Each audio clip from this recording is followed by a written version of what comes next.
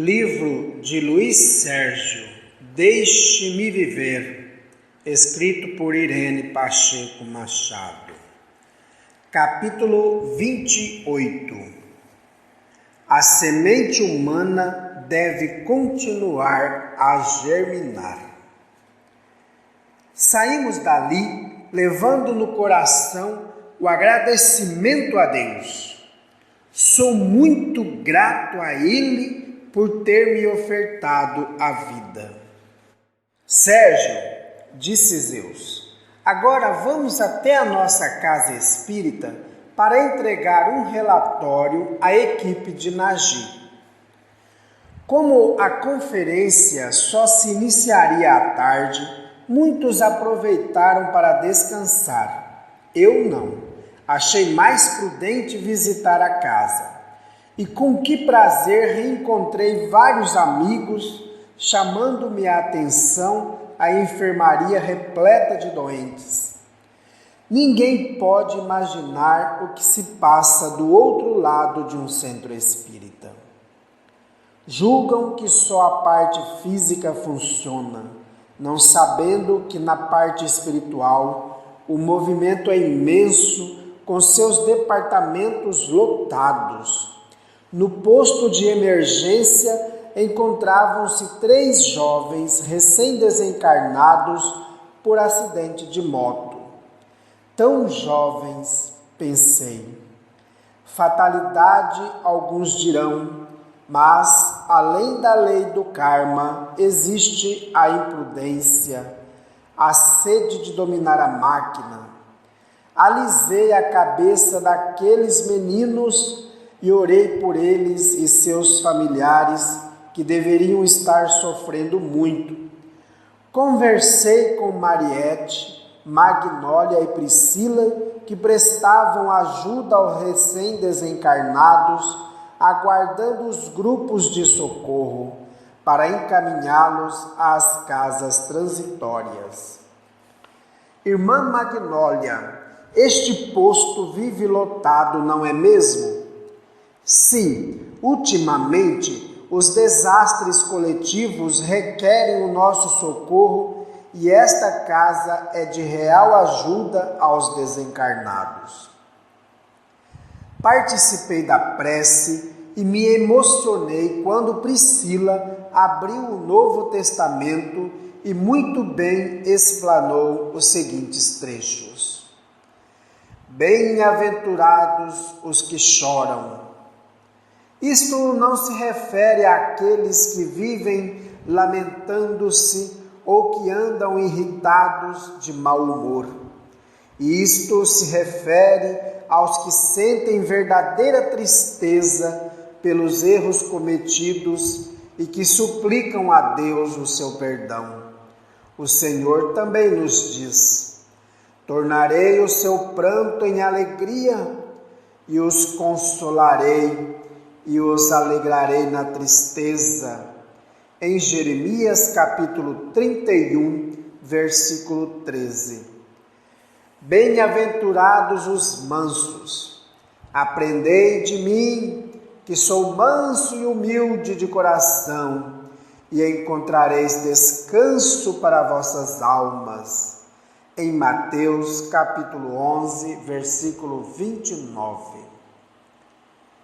Ninguém melhor que o Mestre ofertou exemplos de amor e humildade. Foi tão manso que não retribuiu as ofensas recebidas dos seus algozes. Se Cristo viveu as Escrituras, por que não fazemos o mesmo? O manso, embora maltratado, não retribui as ofensas recebidas. Bem-aventurados os misericordiosos. Ser misericordioso é tratar os outros melhor do que merecem. Devemos ter misericórdia para com os erros alheios, sem criticá-los.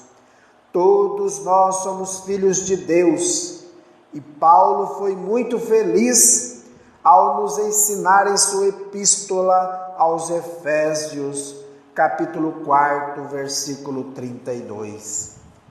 Sede uns para com os outros benignos, misericordiosos, perdoai-vos uns aos outros, como também Deus nos perdoou em Cristo. Priscila dava àqueles doentes lições divinas e muitos deles choravam ao encontrar-se com Deus. Felizes daqueles que pregam o amor ao próximo, dando-lhes a oportunidade de conhecer Jesus. O explanador do Evangelho tem de se conscientizar de que o exemplo é a luz do Espírito. Despedi-me dos amigos e cheguei ao salão onde o doutor Nagy ia receber o nosso relatório sobre o que fizéramos junto aos rejeitados. Antes, assistimos a um filme do departamento, algo sobre a fecundação, o momento em que o espermatozoide e o óvulo formam o ovo. A corrida de milhões de espermatozoides buscando uma única célula e os outros que não a atingiram, formando o grupo protetor do ovo. Também assistimos a esses fluidos se interpenetrarem, não pelo processo da ovulação, mas fazendo parte da vida do ovo, espalhando-se por ele, formando uma aura protetora, como se fosse um ovo quebrado, sendo a gema, o ovo e a clara, os espermatozoides mortos. O filme mostrava o perigo de burlarmos as leis da natureza. Não aguentava de curiosidade e falei à doutora Kelly: está certa a teoria? Nada se perde, tudo se transforma. Até mesmo os espermatozoides que não alcançam o óvulo são aproveitados. A partir deles é que tem início a formação do duplo etéreo do reencarnante. A natureza é sábia, Luiz Sérgio. Sabemos nós que quando a ejaculação é fraca, a mulher tem dificuldade de engravidar. E esses caras matando sem piedade, apenas movidos pela ganância. Nisso, Nagy entrou no auditório e nós, cabisbaixos, oramos em silêncio, aguardando o seu pronunciamento. Deus seja louvado.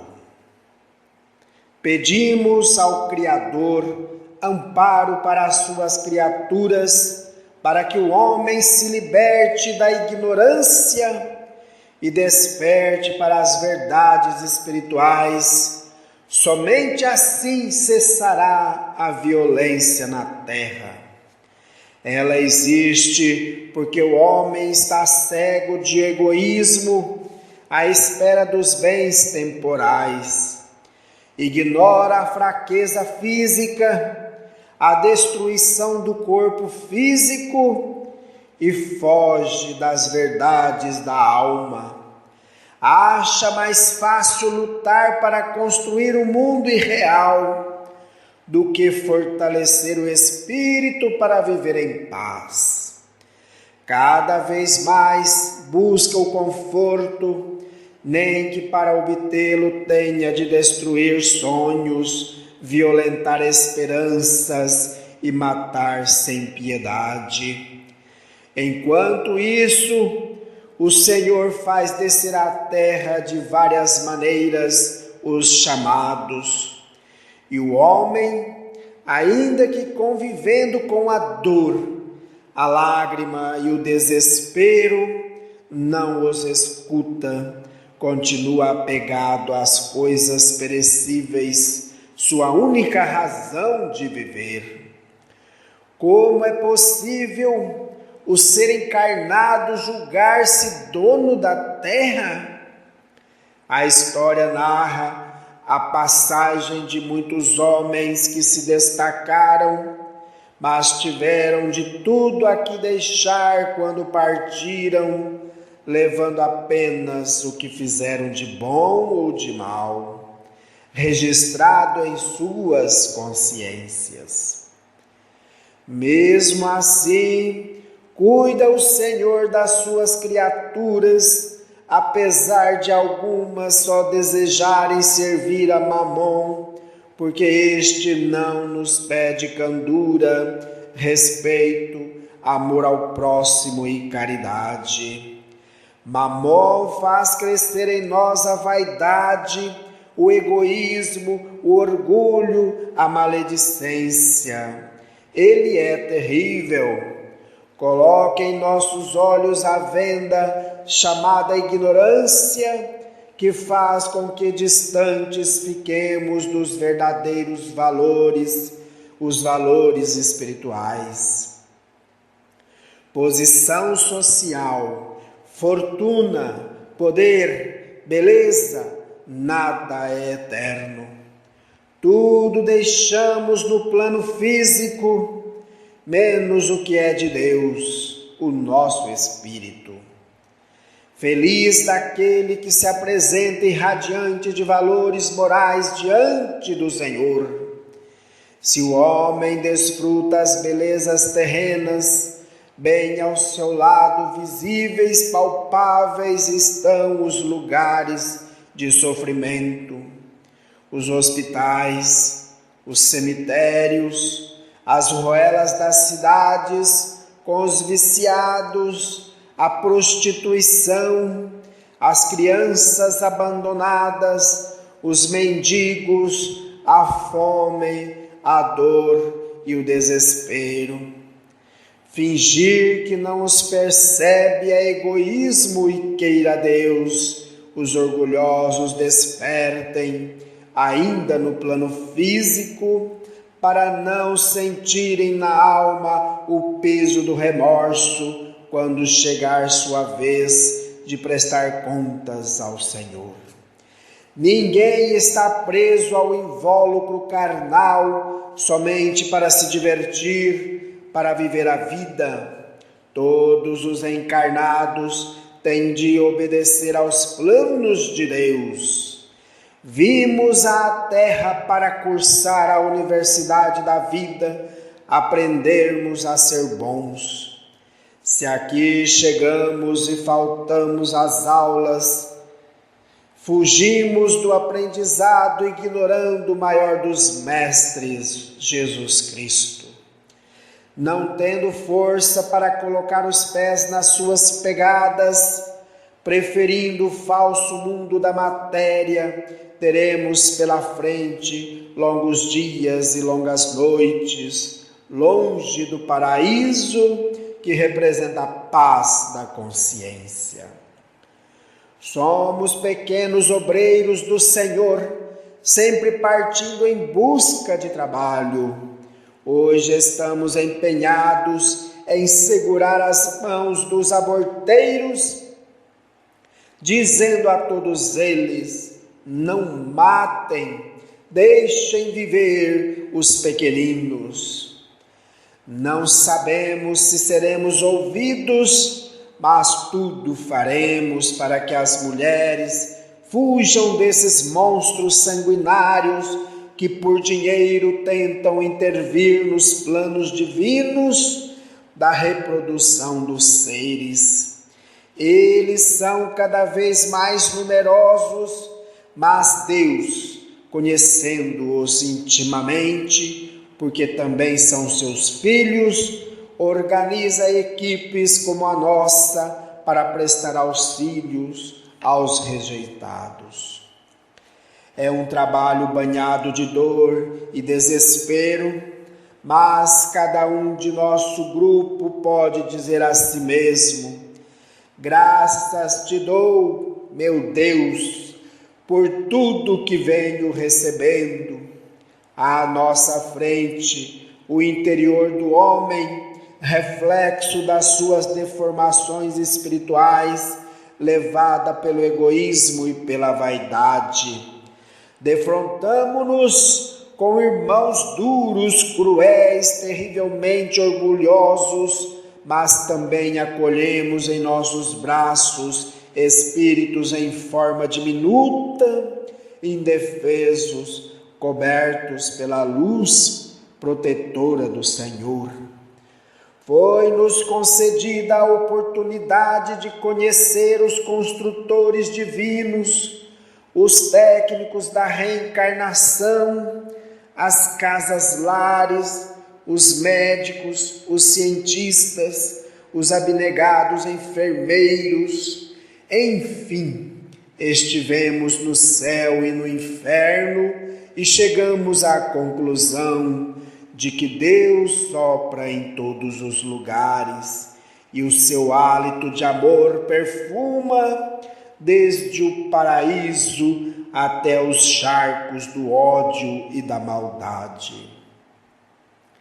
Deus é bondade e graças a Ele nós todos formamos uma corrente de fé, lutando pelos retardatários que teimam em ficar abraçados aos tesouros da terra, julgando que o brilho das moedas de César é a verdadeira felicidade.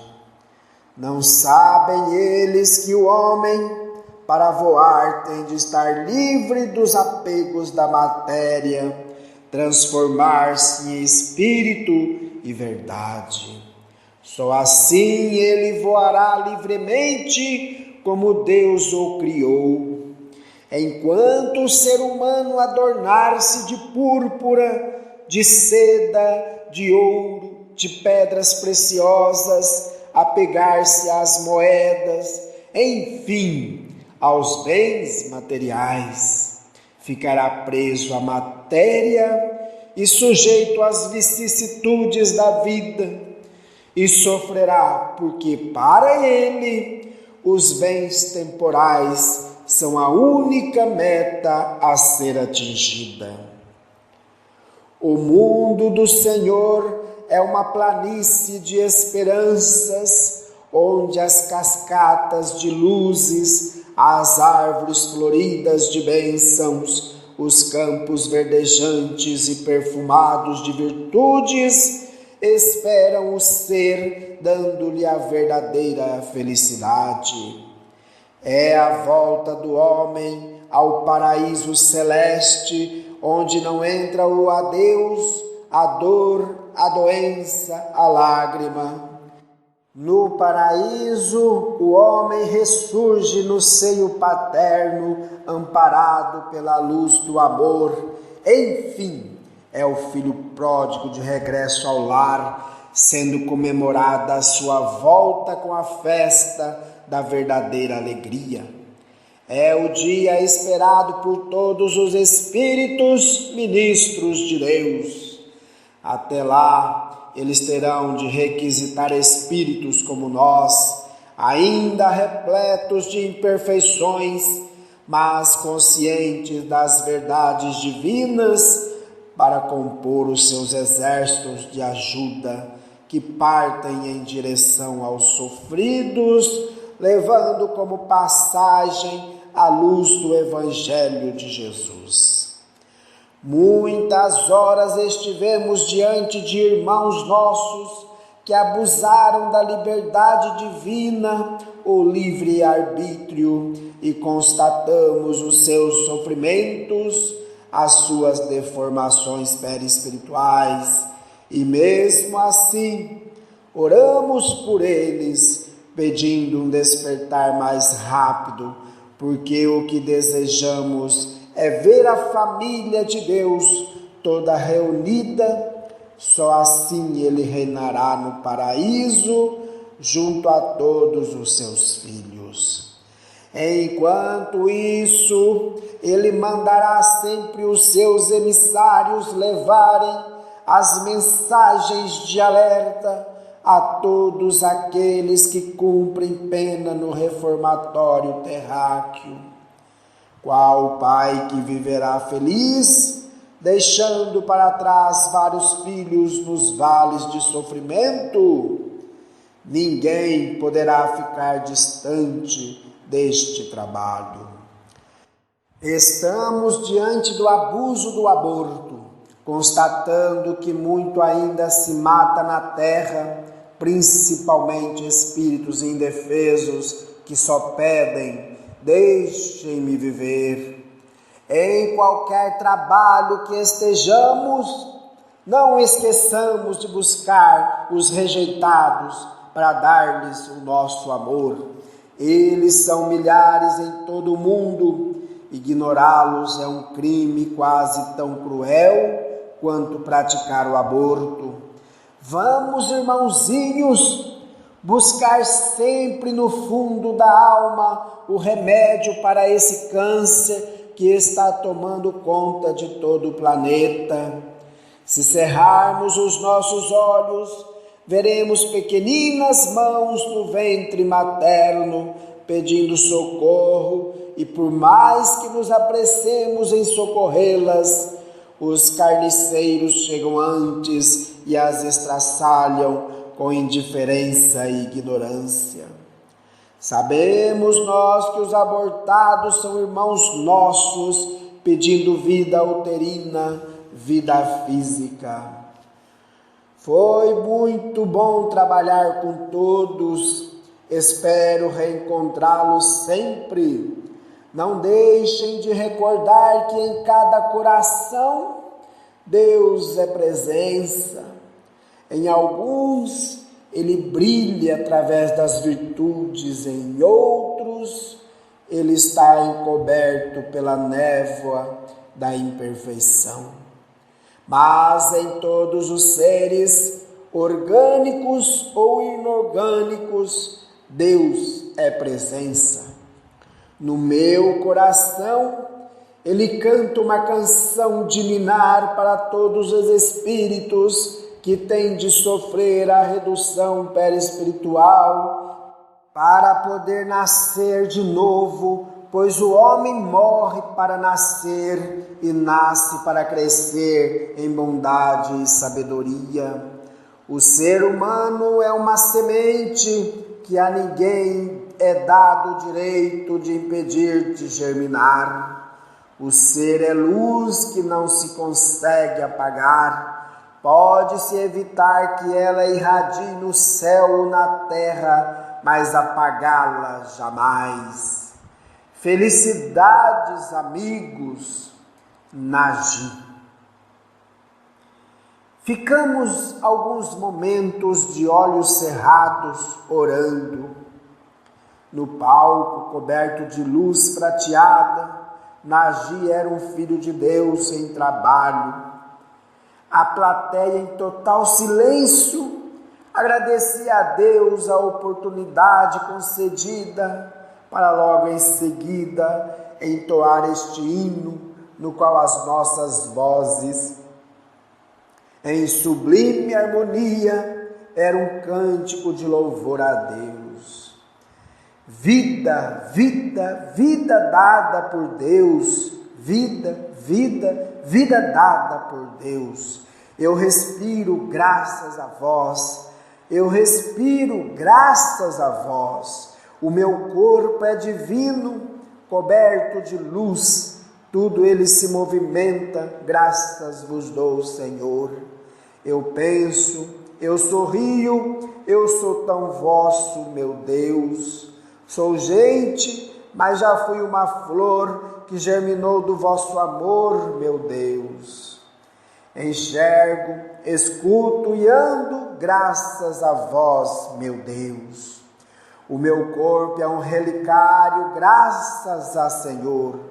Sede de minha alma imortal, sei que voltarei ao paraíso, vestido do traje nupcial. Abraçado por vós serei, Pai amado, ser divinal. Em seguida, foi surgindo no palco o cortejo dos rejeitados, cantando esta canção.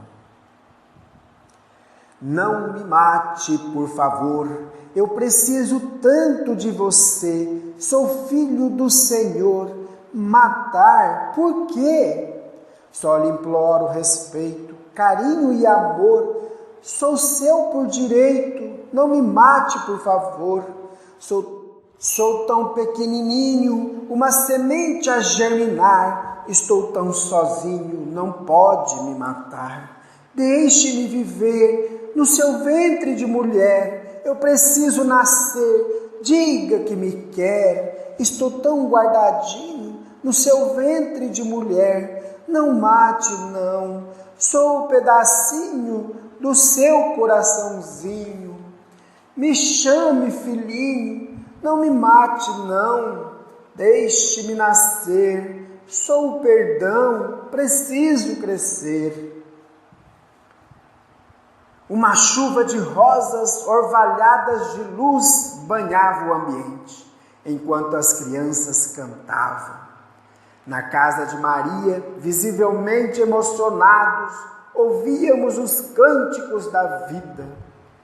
Por que os rejeitados se encontram aqui no centro? Perguntei.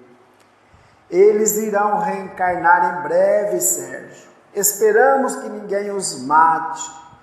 Meu Deus, como poderemos fazer uma campanha ferrenha contra o aborto?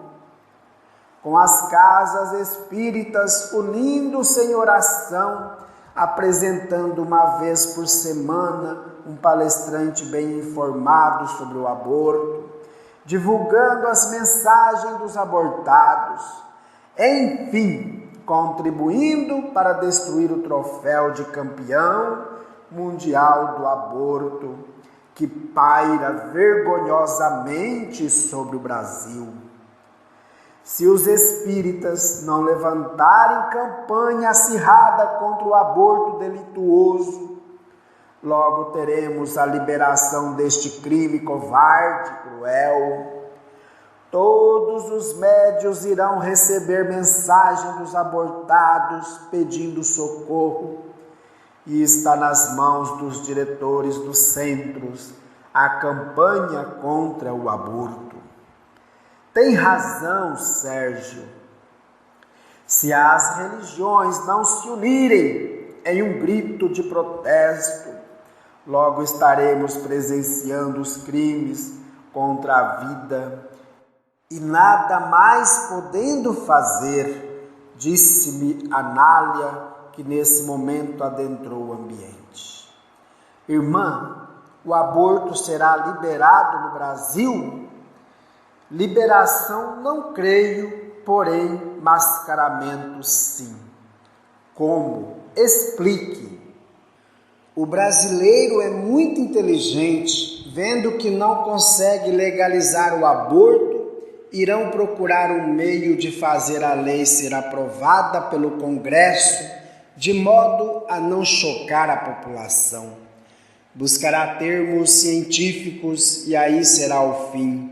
Estaremos presenciando os assassinatos em massa em nossa pátria. O homem ainda ignora a beleza que é viver. Se cada encarnado buscasse em si mesmo a presença divina, encontraria a verdade da vida. Ninguém conhece o seu interior, o corpo físico é máquina que nem mesmo o dono conhece o seu funcionamento. Portanto, existe uma força maior que a criou. O desgaste dessa máquina, por mais que dela se cuide, acontecerá um dia, porque ela não é eterna. Eterno é o seu condutor, cujo nome é Espírito. Então, por que o homem encarnado se considera dono da vida?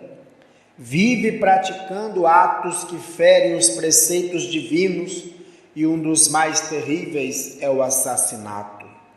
Ninguém tem o direito de matar, pois um dia todos terão de desvestir a indumentária carnal.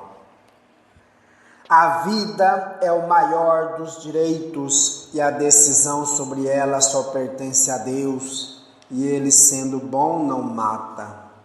O aborto é um assassinato premeditado e quem o pratica terá de prestar contas a Deus. Irmã, mas existem mulheres sem condições de criar seus filhos. Existem sim, Sérgio, Mas não são essas mulheres as que mais abortam, mas as das classes média e rica. A sociedade tem por obrigação criar condições para que as pessoas não façam opção pelo aborto.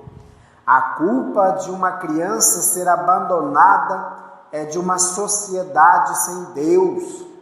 Por isso nós, os espíritos desencarnados, pedimos aos centros espíritas que pratiquem a caridade. Sem ela, seremos túmulos caiados por fora, mas infectos por dentro. O estudo leva o espírito a buscar o seu próximo, porque quando reformulamos nossa vida, encontramos Jesus. Ele não está enfeitando os templos de pedra. Ele caminha até hoje ao lado dos oprimidos, dos doentes, dos famintos, dos desabrigados. Quem deseja servir o Cristo tem de vestir a túnica da verdade e semear as sementes do amor por onde passar. Não acreditemos naqueles que só querem dirigir o seu semelhante. Tomemos o exemplo de Jesus, que não nos chamou de servos, e sim de amigos. Todas as casas espíritas deveriam sair à rua em busca dos desvalidos e transformar os seus locais de trabalhos espirituais em casa do Senhor, onde ninguém sinta vergonha de bater a porta. Sobre o aborto, não encontramos justificativa que o favoreça. E aqueles que são portadores de deformações, os fetos com defeitos físicos ou mentais, merecem também viver, e muitas vezes mais que os normais.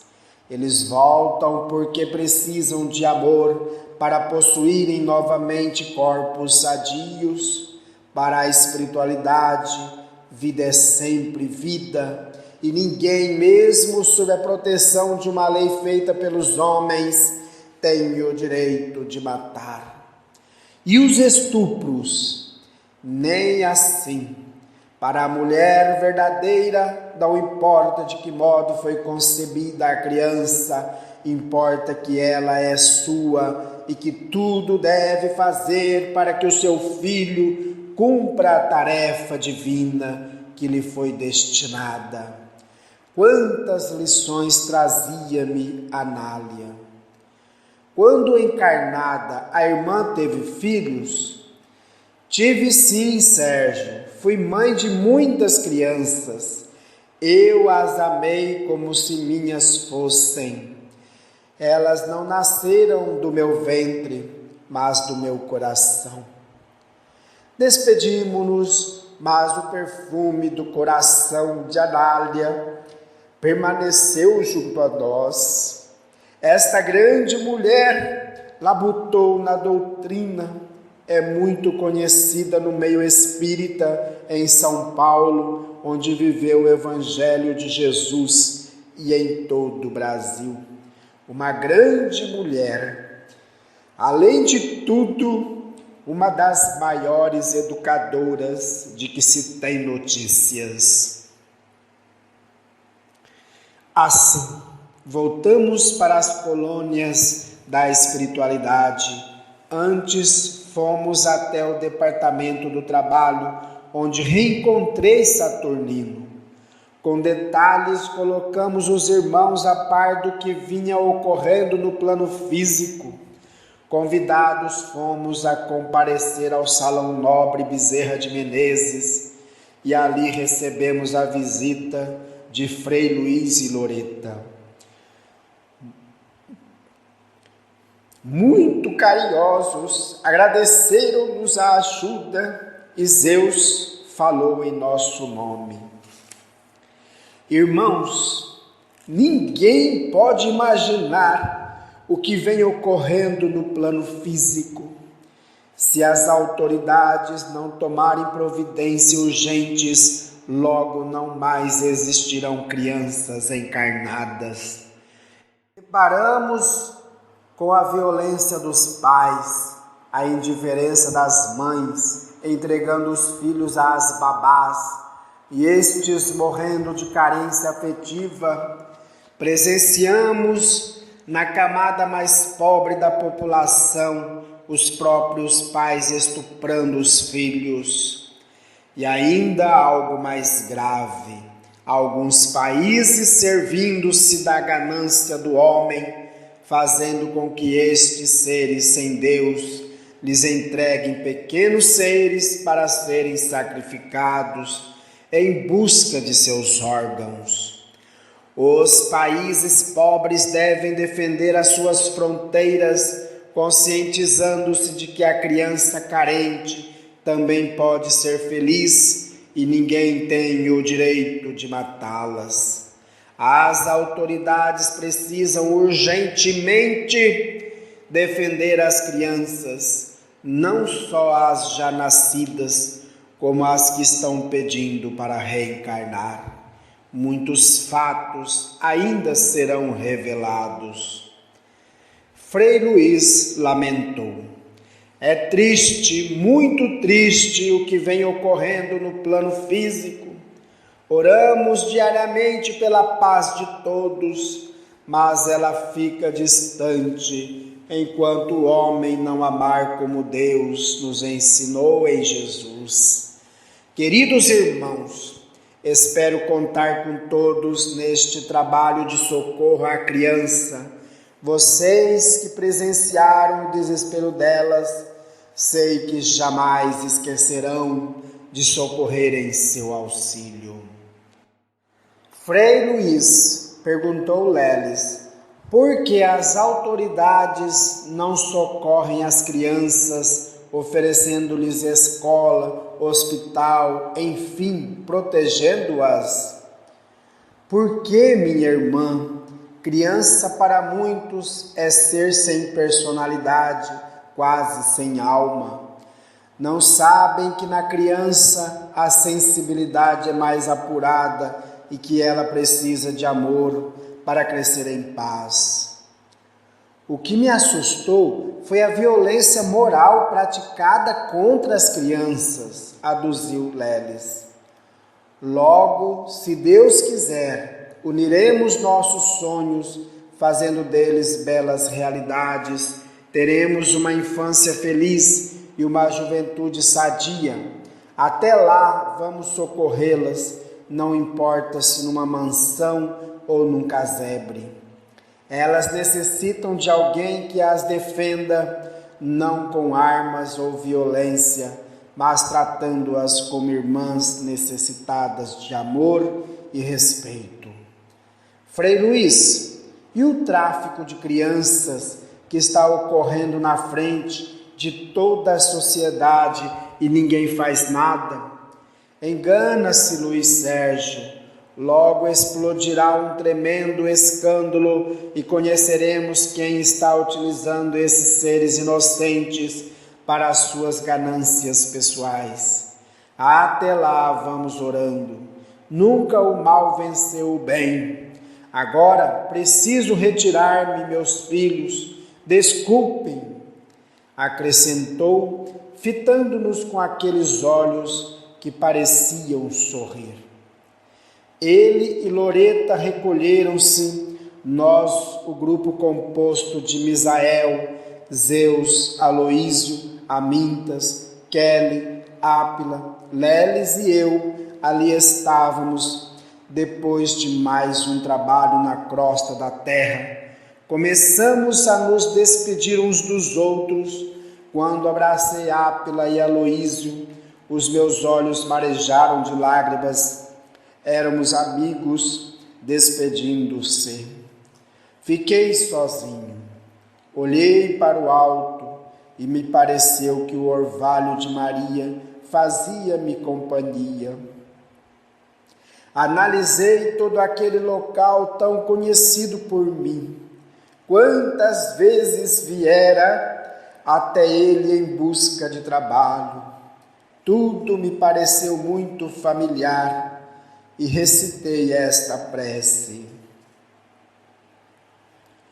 Senhor Jesus, por bondade, a pregação do Evangelho foi confiada a homens falíveis e não aos anjos, para que compreendêssemos que precisamos conviver com a dor, o erro e o desespero para sermos animados a crer que o poder é de Deus e que só auxiliando o próximo poderemos auxiliar-nos também.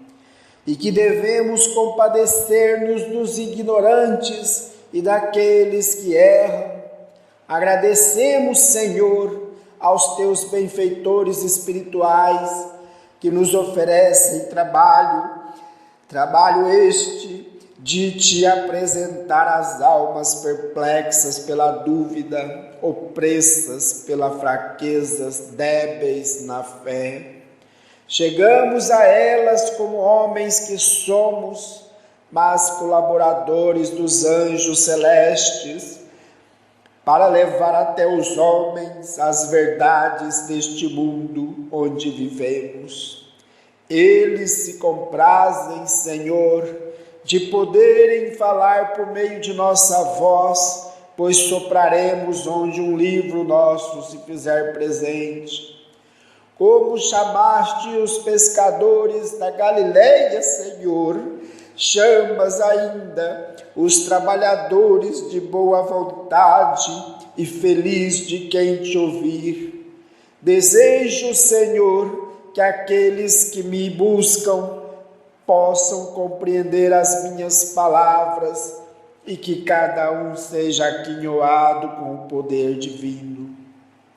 E que tu, Senhor Jesus, possas habitar em cada coração, para que o homem se torne proficiente no bem.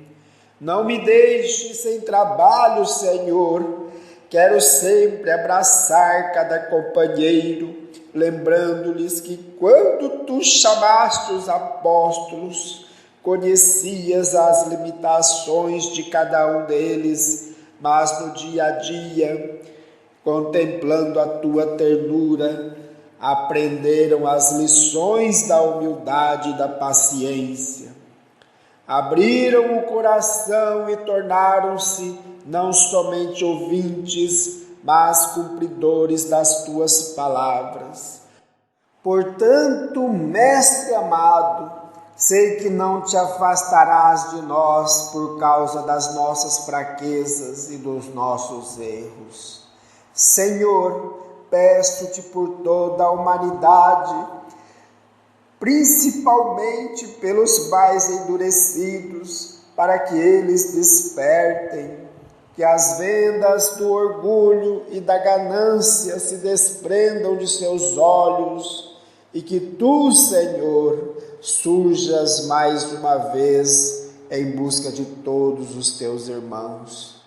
Assim seja. Saturnino me aguardava. Abracei-o e fomos saindo. Quando chegamos ao pátio, ele me falou: Luiz Sérgio, se desejares um novo serviço, procura-me daqui a 15 dias. Pedi a Maria que sejas porta-voz de um novo livro. Quase pulei de alegria, mas somente o enlacei chorando de felicidade por ter um dia encontrado Jesus e ter tido ele paciência com os meus erros, abrigando-me na sua seara. Até breve, irmão. Ele me respondeu: até logo mais, quando as revelações voltarão a compor o teu novo livro. Fui saindo, acenando-lhe quando dei um encontrão com o meu querido Palário. Que é isso, menino? Ainda não aprendeu a andar devagar? Palário, você continua meu amigo e protetor, hein? Pegue-me em seus braços asas e me conduza aos países dos sonhos. Com todo prazer eu gostaria de te levar para o paraíso, mas antes temos de lavar a nossa veste no sangue do Cordeiro. Depois, só depois, é que chegaremos lá. Até então, vamos pegar o bastão do trabalho e aplanar o caminho. Assim, eu e o amigo Palário voltamos para nossa casa. A você, leitor, que esteve comigo neste pequeno livro, agradecido fico por tanto carinho e o convido para um novo aprendizado. Até lá, fique com Deus. Eu amo você. Luiz Sérgio